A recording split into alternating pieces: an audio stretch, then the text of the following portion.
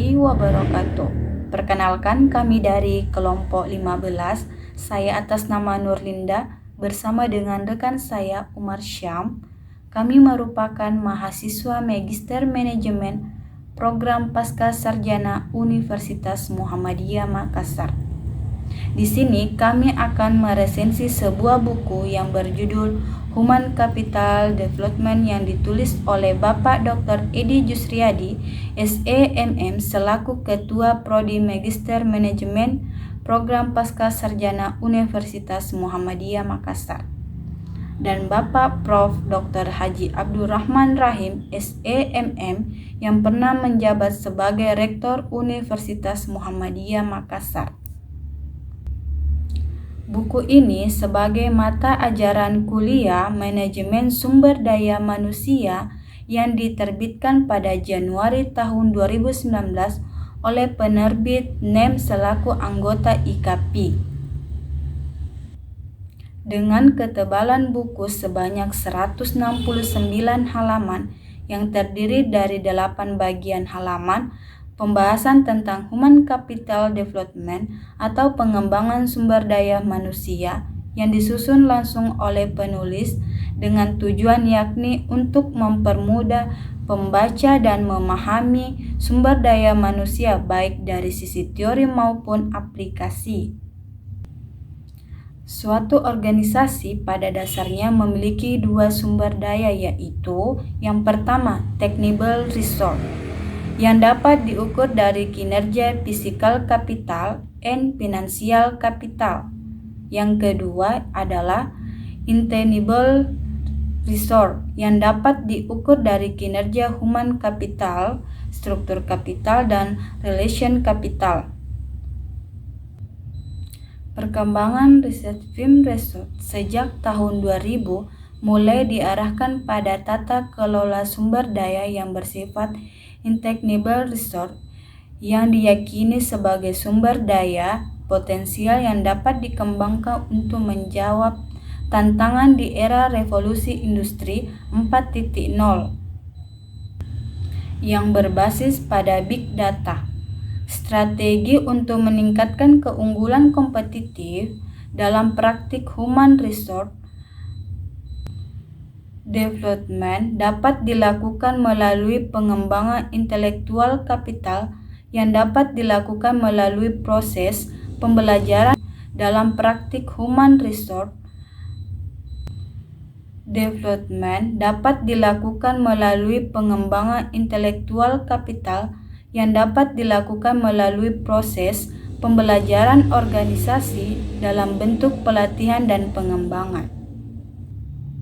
Sehingga penulis dapat menarik kesimpulan bahwa untuk dapat sukses dalam kehidupan aktivitas, maka ada 3 potensi dasar kecerdasan manusia, yaitu IQ, EQ, dan SQ.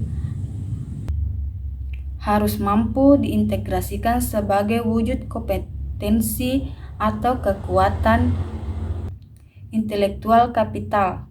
Untuk pembahasan selanjutnya akan dilanjutkan oleh rekan saya, Bapak Umar Syam. Kepada tempat dan waktu saya persilahkan.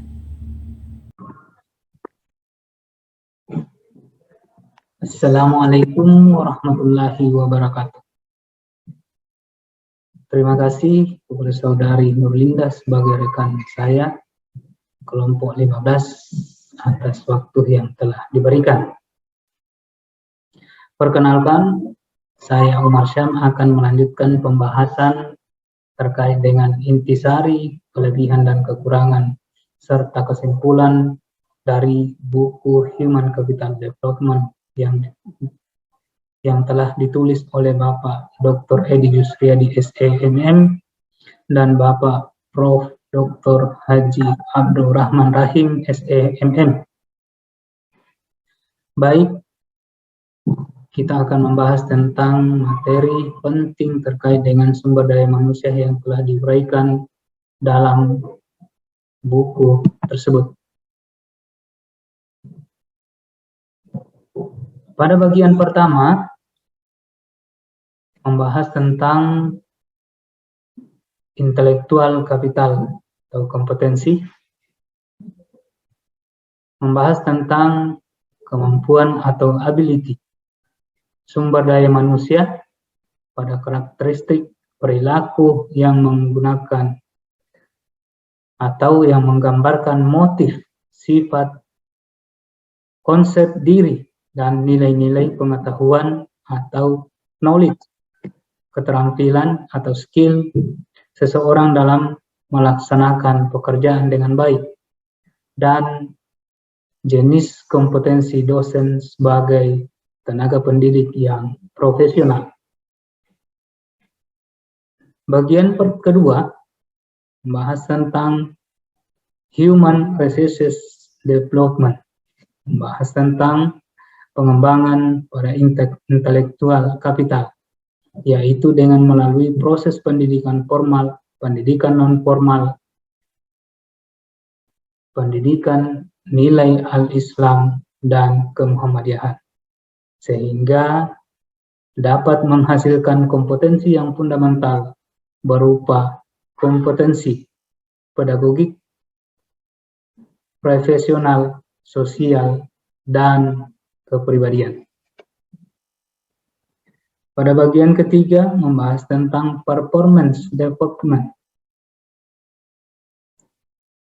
membahas tentang teori kinerja, pengembangan sumber daya manusia, kinerja individu, dan perilaku kerja.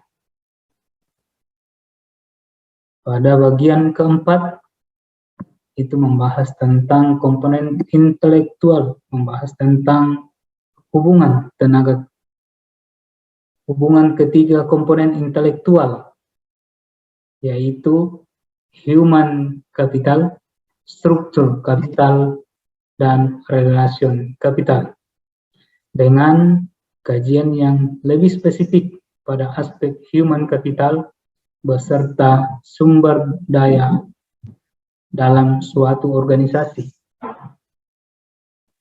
Pada bagian kelima membahas tentang contoh-contoh riset manajemen sumber daya manusia, tentang riset dari hasil penelitian dengan menggunakan beberapa variabel yang dilakukan di beberapa perguruan tinggi, khususnya perguruan tinggi Muhammadiyah.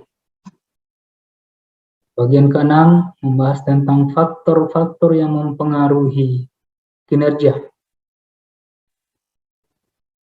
membahas tentang pengaruh pendidikan formal, pendidikan non-formal, pendidikan nilai al-Islam, kemuhammadiyahan, serta pengaruh pendidikan al-Islam terhadap perilaku kinerja.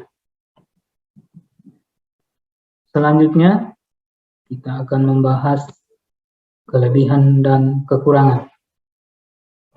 Tentu kita yang pertama adalah kelebihannya. Kelebihan dalam buku ini sangat dibutuhkan sebagai bahan referensi dalam mengkaji manajemen sumber daya manusia, baik dari segi teori maupun dalam pengimplementasian.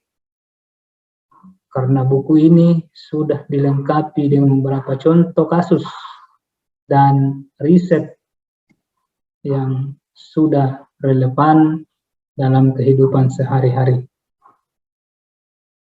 Selain itu juga, dalam buku ini terdapat beberapa landasan teori yang bersumber dari Al-Quran dan hadis,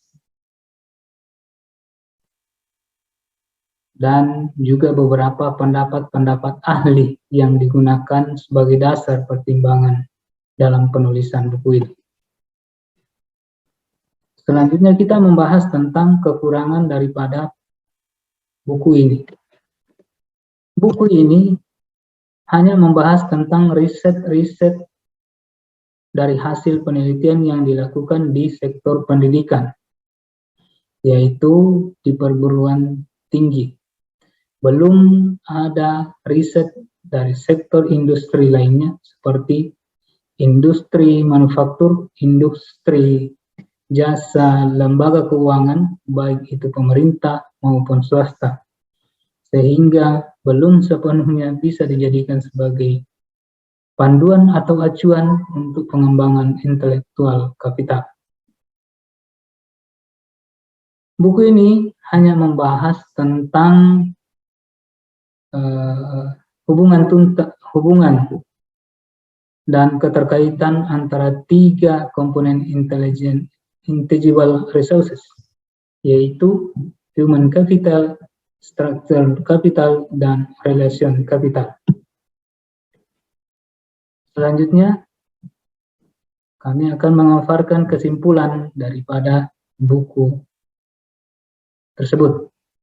Human capital development dalam perspektif manajemen sumber daya manusia menjadi leverage dalam meningkatkan performance baik dalam bentuk tes performance maupun contextual performance yang dapat dilakukan melalui pembelajaran organisasi dalam bentuk training dan development, juga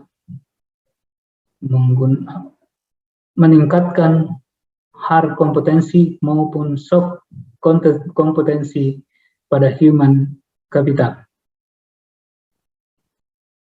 Human Resources Development atau biasa dikenal dengan HRD memiliki peran penting sebagai public relation human capital yang lebih berfokus kepada internal organisasi. Pentingnya keberadaan sumber daya manusia dalam organisasi berawal dari semakin diperlukannya fungsi untuk pelaksanaan, pengembangan, dan pengawasan organisasi. Karena sumber daya manusia memiliki peranan penting bagi organisasi untuk menjadi stabilitas internal dan internasional dalam suatu organisasi, serta mempunyai kepentingan dalam suatu kegiatan organisasi. Pentingnya pengembangan sumber daya manusia menjadi tanggung jawab penuh untuk bidang sumber daya manusia untuk menimbulkan suatu keharmonisan, kenyamanan, kualitas tinggi dalam bekerja dalam suatu organisasi atau institusi. Demikian pemaparan dari kami dari resensi buku Human Capital Development. Semoga bermanfaat untuk kita semua dan dapat mengambil hikmah dalam buku tersebut untuk dijadikan sebagai referensi sekaligus dalam pengimplementasian dalam kehidupan sehari-hari atau organisasi atau institusi di mana kita berada. Mohon maaf jika dalam pembahasan ini ada salah kata, itu datangnya dari kami pribadi, dan jika dalam pembahasan ini terdapat nilai kebenaran, itu datangnya dari Allah Subhanahu wa Ta'ala. Wabillahi taufiq wal hidayah. Assalamualaikum warahmatullahi wabarakatuh.